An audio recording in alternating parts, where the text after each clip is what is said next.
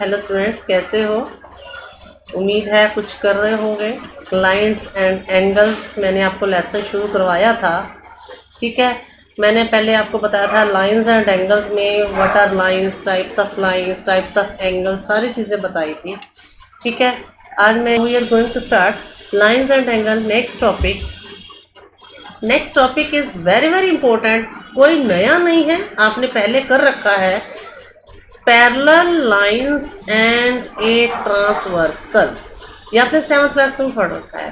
Parallel lines क्या होती हैं? आमने सामने की लाइंस को पैरेलल लाइंस कहते हैं, पता है। और उनको जो काटती है ऐसे ट्रांसवर्सल, दो अलग लाइन को तीसरी लाइन जब काटती है that is transversal.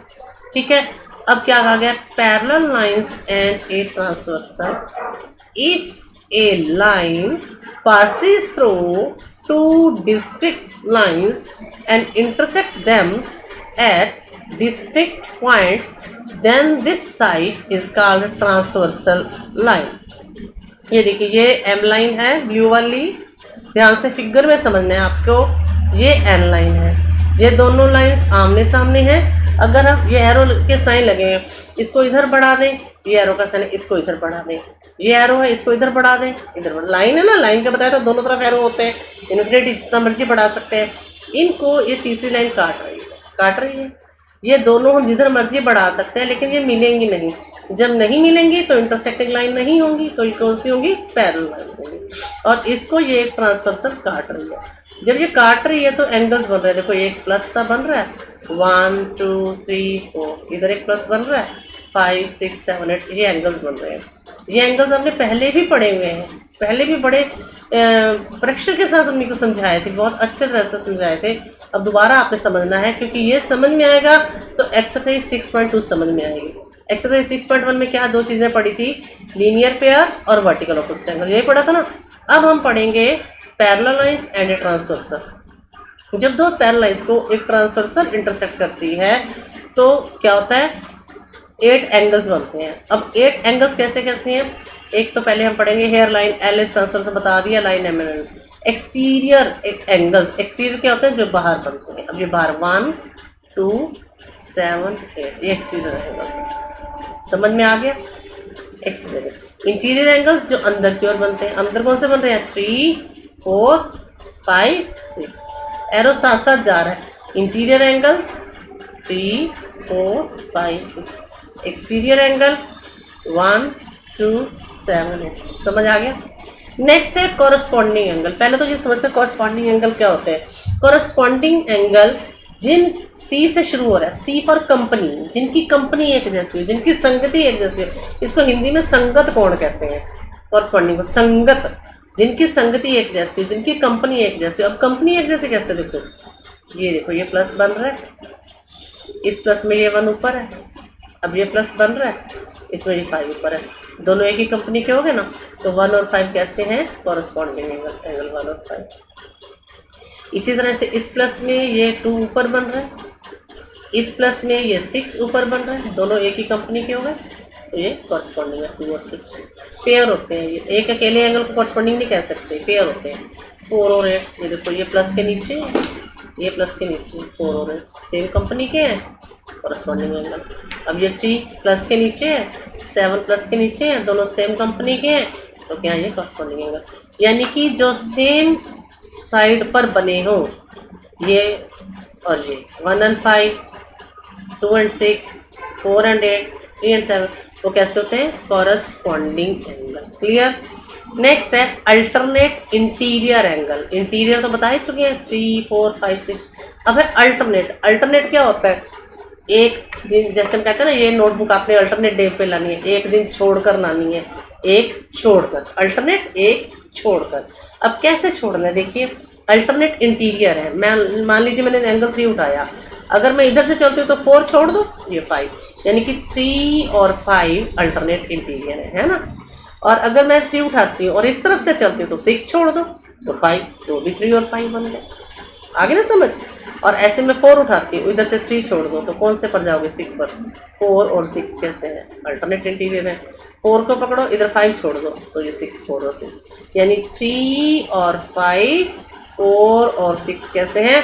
Alternate interior angles. ये भूलने नहीं चाहिए, बिल्कुल भूलने नहीं चाहिए, ध्यान से। अब आता है अल्टरनेट एक्सटीरियर। अल्टरनेट का मतलब वही है एक छोड़कर, लेकिन हम एक्सटीरियर में, एक्सटीरियर हम पहले बता चुके हैं 1 2 7 8। अब मैंने 1 को उठाया, ये 2 छोड़ दो, कौन से पर आओगे फिर? 7 पर, क्योंकि एक्सटीरियर लेना ना, तो 1 और 7, ये 1 और 7। अगर मैं इधर से लेती हूँ 1 एक्सटीरियर, 8 छोड़ दो 7, इधर से लो तो भी 1 छोड़ के वही बनता है, इधर ले लो 1 छोड़ के तो भी वही बनता है। यानी एंगल 1 और 7 अल्टरनेट एक्सटीरियर एंगल है। इसी तरह से 2 ले लो, 1 को छोड़ दो 8, 2 ले लो, इधर चलो 7 को छोड़ दो 8, तो 2 और 8 क्या बनते हैं? Alternate exterior angle. बड़े ध्यान से समझना, ये बार बार वीडियो देखना जब तक समझ ना आए। 4 interior angles on the same side of transversal. Transversal के एक ही ओर के एंगल, इंटीरियर से पहले तो एक ही ओर देखिए, इंटीरियर को बाद में देखते हैं। इंटीरियर वर्ड 1 मिनट के लिए सोचो नहीं, हमारे पास ये लाइन है, angles on the same side of transversal. Transversal के एक ही ओर बने हुए एंगल, ये ट्रांसवर्सल है, ये वाली लाइन, इसके एक ही और एंगल बने 2 3 6 7, इस तरफ 1 4 5, एक ही तरफ के समझ में आ गया। अब इसमें interior angles on the same side, एक ही साइड के इंटीरियर एंगल, ये कौन से हैं? 3 and 6 4 and क्लियर। ये पेज आपका A4 साइज पे एक एक्टिविटी की फॉर्म में बना हुआ होना चाहिए। या एक्टिविटी की फॉर्म में बना हुआ पेज मुझे भेजोगे, नीट एंड क्लीन बना हुआ, समझ में आ गई? इससे थोड़ा सा आगे बताती हूँ, जो वो भी लिखोगे आप इसमें। ये है, ये सारी आपकी एनसीईआरटी की थ्योरम्स, एग्जाम्स, रिजल्ट्स हैं, ये आपको याद रखने हैं, रट्टा मारने हैं अच्छी तरह से। कैसे याद रहेंगे? If a transversal intersect two lines then such that a pair of corresponding angles is equal then two lines are parallel to each other. अब देखिए पीछे जाते हैं, सबसे पहले इसी में समझते जाइए, फिर वो समझ में आ जाएंगी। जब दो पैरेलल्स को ट्रांसवर्सल इंटरसेक्ट करती है, ध्यान से समझना आपने, तो कॉरस्पॉन्डिंग एंगल्स इक्वल होते हैं। If A line passes through two distinct lines and intersect them at distinct points, then corresponding angles are equal, means angle 1 is equal to angle 5, angle 1 और 5 की वैल्यू इक्वल होती है। angle 2 is equal to angle 6, angle 2 is equal to angle 6, angle 4 is equal to angle 8, angle 3 is equal to angle 7।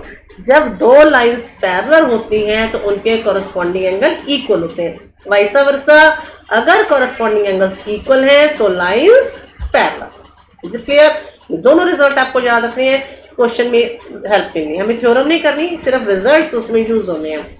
जब दो lines parallel हैं, transversal intersect कर रही है, तो कॉरस्पॉन्डिंग एंगल इक्वल होते हैं। जब कॉरस्पॉन्डिंग एंगल इक्वल है तो लाइंस पैरेलल है।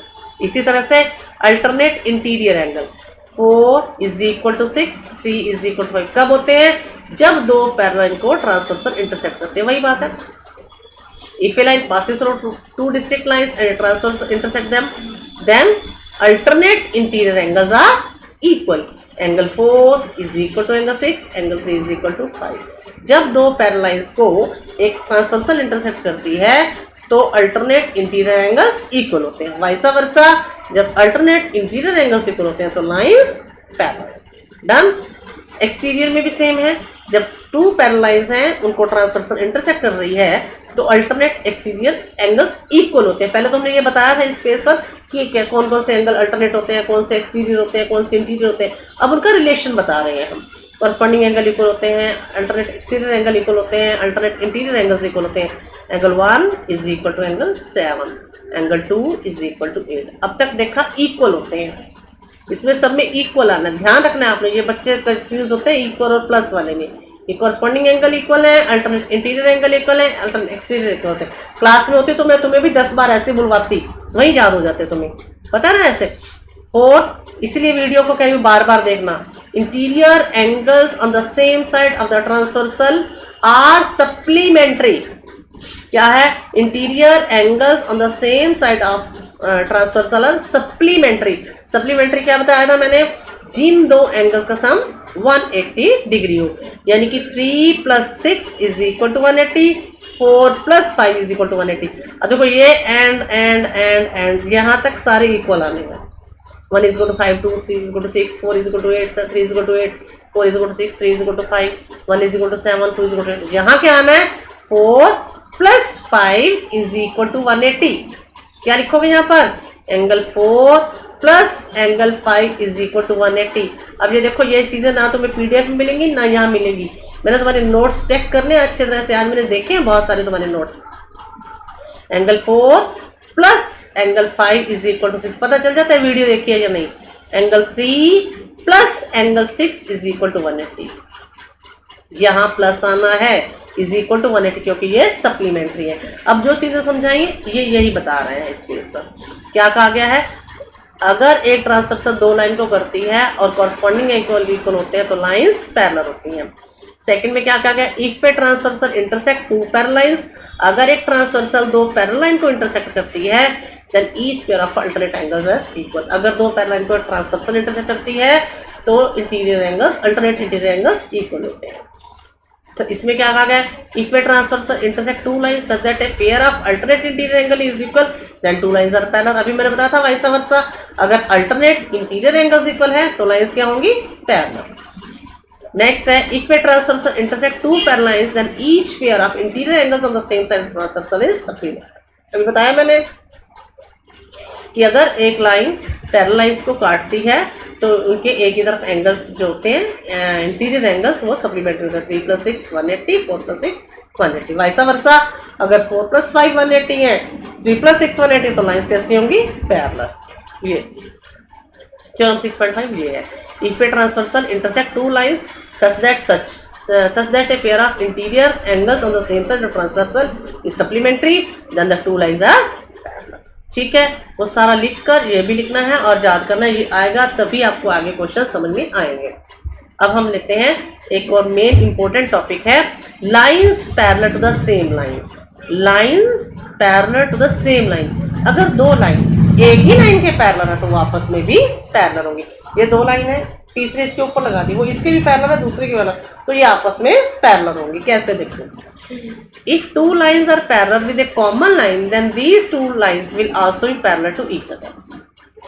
इसका कई जगह यूज आएगा तो उसका रीजन हम ये लिखेंगे lines parallel to the same line. ये रीजन लिखेंगे ऊपर वाला, लेकिन आपको समझ में आएगा कैसे. जैसे A B parallel C D, ये बता रहा ना, and E F parallel C D. अब देखो ए बी भी सी डी के पैरेलल है और ई एफ भी सी डी के पैरेलल है, तो सी डी तो कॉमन होगी, तो यानी कि ए बी और ई एफ भी पैरेलल होगी.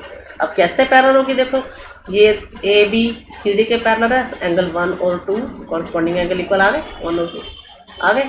अब उसने कहा है सी डी और ई एफ भी, फिर उसने क्या कहा? ई एफ और सी डी पैरेलल, तो 2 और 3 भी इक्वल आ गए. अब एंगल 1 2 के इक्वल निकला था और एंगल 2 3 के इक्वल निकला, तो एंगल 1 और 3 इक्वल हो जाएंगे कि नहीं हो जाएंगे? जब एंगल 1 और 3 इक्वल हो जाएंगे तो ए बी और ई एफ भी पैरेलल हो जाएंगे. तो ये आपकी theorem 6.6 lines which are parallel to the same line are parallel to each other. ये एक थ्योरम, ये पूरा लिखना है, याद रखना है कि अगर एक लाइन दो लाइंस के पैरेलल है तो वापस में भी पैरेलल होंगी. अब आपने क्या करना है, जैसे मैंने आपको बताया था उसमें 6.1 में लीनियर पेयर वर्टिकल ऑपोजिट था. इसमें क्या क्या है? अल्टरनेट एंगल है, इंटीरियर एंगल्स हैं, एक्सटीरियर एंगल्स हैं, कॉरस्पॉन्डिंग एंगल्स हैं, interior angles on the same side of transversal supplementary है, lines parallel to the same line है. ये सारे रिजल्ट दिमाग में बैठेंगे तभी आपको समझ में आएगी. अब एग्जांपल्स मैं बता रही हूँ तुम्हें. एग्जांपल आपकी एनसीईआरटी गई है. एग्जांपल 4 है आपकी बुक में in figure 6.24. If P Q parallel R S, ध्यान से देखिए, P Q parallel R S, angle M X Q is 135 degree. Angle M X Q ये 135 डिग्री है. And angle M Y R 40 degree है. Find angle X M Y. ये वाला angle देखो, जहाँ मेरा एरो कहाँ से जा रहा है, मेरा कर्सर ये वाला, समझ आया? अब आपके पास ये फिगर नहीं है बुक में, ये फिगर है, ये बना हुआ बुक में, लेकिन आपके क्वेश्चन में यही है, ये हमने बाद में बनाया है. अब क्या किया? देखो, ये एंगल दिया हुआ है और ये दिया हुआ है और हमने ये पूरा निकालना है. हमने क्या किया? यहाँ से कंस्ट्रक्शन कर दी. कंस्ट्रक्शन क्या करी कि ए बी लाइन हमने पी क्यू के पैरेलल ड्रा कर दी, चाहे आप A B line R S के. किसी एक लाइन के पैरेलल ड्रा कर देते हैं। अब ये देखो ध्यान से समझना, पी क्यू और आर एस ऑलरेडी पैरेलल थे, है ना। हमने क्या किया, एम से यहाँ से एक लाइन ड्रॉ कर दी which is parallel to P Q, जो पी क्यू के पैरेलल। अब ये पी क्यू है, पी क्यू के पैरेलल है और पी क्यू आर एस के पैरेलल है, तो ए बी भी आर एस के पैरेलल हो जाएगी ना। अभी हमने पढ़ा two lines which are parallel to same line are parallel to each other, हो जाएगी। हमने यहाँ से एक line A B P Q के पैरेलल ले ली। अब अगर ए बी पी क्यू के पैरेलल है, पी क्यू आर एस के पैरेलल है, तो ए बी भी आर एस के पैरेलल हो जाए। समझ में आ गया। अब पहले इसी फिगर में क्वेश्चन समझ लो, फिर अगले पेज पर देखोगे वहाँ फिगर नहीं होगा आपके पास। अब देखो जब मैंने ये लाइन ड्रॉ कर दी, ध्यान से देखना जहाँ जहाँ एरो जा रहा है, बार बार वीडियो देखना। ये देखो ये लाइन है पी क्यू, ये ए बी है, ये ट्रांसवर्सल, और जहाँ जहाँ एरो जाएगा ये एंगल और ये एंगल, ये दोनों कैसे हैं, interior angles on the same side of transversal. वो कैसे होते हैं, सप्लीमेंट्री, यानी कि इन दोनों एंगल्स का सम क्या आ गया 180। 180 में से ये 135 माइनस करोगे, ये वाला एंगल आ जाएगा एंगल एक्स एम बी। देखो A B parallel R S, Q X M plus X M B is equal to 180। तो ये Q X M 135, 135 plus X M B 180, X M B 45 degree. देखो आ गया ये वाला x M B. क्या लिखा था, क्यू एक्स एम या M X Q plus X M B 180, 135 minus करो तो ये वाला आ जाएगा एक्स एम बी 45 डिग्री। और ये ए बी और आर एस पैरेलल है, तो ये वाला एंगल और ये वाला एंगल अल्टरनेट है ना, अल्टरनेट, तो ये एंगल 40 डिग्री आ जाएगा। ये 45 निकाला, ये 40 निकाला, दोनों मिलाकर 85। अब देखिए 45 तक तो बता दिया था, ये अल्टरनेट 40 आ गया, तो एक्स एम बी दोनों एम एक्स एम वाई दोनों को प्लस। ठीक है, इसको अच्छे तरह से देख लेना। Second example number 5 is very important. If a transversal intersect two lines such that the bisectors of a pair of corresponding angles are parallel, then prove that the two lines are parallel। क्या कहा गया, ये दो lines है P Q और R S, इसको एक line काट रही है। अब हमें ये नहीं कहा गया कि पी क्यू और आर एस पैरेलल है, ये नहीं कहा गया, उसको ये काट रही है लाइन। जब काट रही है तो ये वाले एंगल कैसे हैं, कॉरस्पॉन्डिंग एंगल है ना। अब उसने कहा है इन कॉरस्पॉन्डिंग एंगल के बाइसेक्टर, ये देखो बी ई, ये ए बी क्यू का बाइसेक्टर है। देखिए ए बी क्यू का bisector means divide in two equal parts, यानी कि ये देखो कल भी मैंने बताई थी ये वन लाइन है, ये वन लाइन है, यानी ये वाला एंगल और ये वाला एंगल इक्वल है। इसी तरह से ये सी जी बी सी एस का बाइसेक्टर है, यानी कि ये वाला एंगल ये और ये एंगल आपस में इक्वल है। ठीक है ना, बाइसेक्टर है। उसने कहा है कि अगर if a transversal intersect two lines bisector of pair of corresponding angles are parallel, ये जो लाइंस है बी ई और सी जी ये पैरेलल बताएंगे, then prove that two lines are parallel. तो हमें प्रूव करना है पी क्यू और आर एस पैरेलल है, ये पी क्यू और आर एस पैरेलल है। हमें क्या कहा गया है, बी ई और सी जी ये पैरेलल है, बी ई सी जी ये पैरेलल है, और हमें बताना है पी क्यू और आर एस पैरेलल है। और फिगर में ही देखोगे, फिर आप सोल्यूशन में देखना, देखो बी ई और ये सी जी पैरेलल है और इनको ये ट्रांसवर्सल कट कर लिया, तो ये एंगल उससे पहले चलो ये देखो, पहले ए ध्यान से देखना, A B E, A B E, half of A B Q, half है ना क्योंकि उसका बाइसेक्टर है, A B E half of A B Q. इसी तरह से B C G half of B C S है ना, दोबारा देख लीजिए, B C G half of B C S, ये B C G half of B S लिखा हुआ ऊपर क्योंकि ये बाइसेक्टर लिखा हुआ। अब क्या है, ये दोनों ट्रांसवर्सल हैं, सॉरी पैरेलल है, बी ई पैरेलल सी जी। जब ये पैरेलल है तो इसके ये ऊपर वाले ये कैसे एंगल हैं, एक ही कंपनी के हैं, कंपनी वाले कौन से होते हैं, कॉरस्पॉन्डिंग, तो वो कैसे एंगल इक्वल होते हैं, इक्वल होते हैं, यानी कि A B E equal to B C G, A B E is equal to B C G. A B E हमने किसके इक्वल निकालना है, half of A B Q, इसकी जगह हमने लगा दिया half of A B Q. B C G किससे इक्वल निकालना है, half of B C S, इसकी जगह हाफ ऑफ बी सी। लिखा ना फ्रॉम 1 2 एंड 3, समझ में आ गया होगा। 1/2 कैंसिल, तो क्या आ गया हमारे पास, ए बी क्यू और बी सी एस, यानी कि ए बी क्यू और बी सी एस इक्वल आ गया। But these are corresponding angles, when corresponding angles are equal then lines are parallel, और हमने यही प्रूव करना था। ठीक है, clear. It is very very important example for your test exam. Next sixth is in figure 6.27 AB parallel CT, AB parallel CT and CT parallel EF। Very simple, वही आ जाता है, two lines which are parallel to the same line are parallel to each other. जब AB CD के parallel है, CD EF के parallel है, तो AB EF के पैरेलल हो जाएगी। तो हमें ये एंगल्स दिए गए हैं, और इस साथ में ये कहा गया है E A perpendicular A B, E A perpendicular A B, इसका मतलब ये एंगल 90 डिग्री का आया।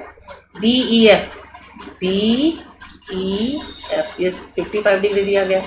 Find the value of X Y Z, इसमें कैलकुलेशन बाद में ना, फिगर में तुम्हें समझ में आएगा। देखो ये वाला एंगल और ये 55 आएगा, ये वाला एंगल, कोई निशान नहीं है यहाँ पर। अब ये दोनों पैरेलल है, तो ये दोनों कैसे हैं, alternate interior, y + 55 180, angles on the same side of transversal और सप्लीमेंट्री एंगल्स, ये इंटीरियर एंगल्स हैं on the same side of transversal और सप्लीमेंट्री। y लिखा है interior on the same side of, y + 55 180, तो y की वैल्यू निकल के आएगी 125। ठीक है, अब ए बी और सी डी पैरेलल है, x और y कैसे है कॉरस्पॉन्डिंग, y 125 है तो x भी क्या आ गया 125। ये वाला हम पहले ही निकाल चुके हैं, ये 55 बता दिए मैंने तुम्हें अल्टरनेट से ना, अल्टरनेट ना ध्यान रहे, आपने 125 निकाले, लीनियर पे से निकालो तो भी ये 55 आ जाएगा। अब पूरा ट्रायंगल ले लो, ए बी ई, ये 90, ये 55 प्लस जेड इसको टू 180, क्योंकि ट्रायंगल के तीनों एंगल का सम 180 होता है। ये 90, ये 55, इन दोनों को प्लस करो, प्लस जेड है, दोनों को प्लस करके 180 से माइनस करो, वो आपके पास जेड की वैल्यू आ जाएगी। ठीक है, समझ में आ गया अच्छी तरह से, बिल्कुल। अब आपने ये एक्सरसाइज पूरी तरह से कर लेनी है विद ऑल एग्जांपल्स, अच्छी तरह से समझते हुए। ठीक है, ओके, बाय बाय।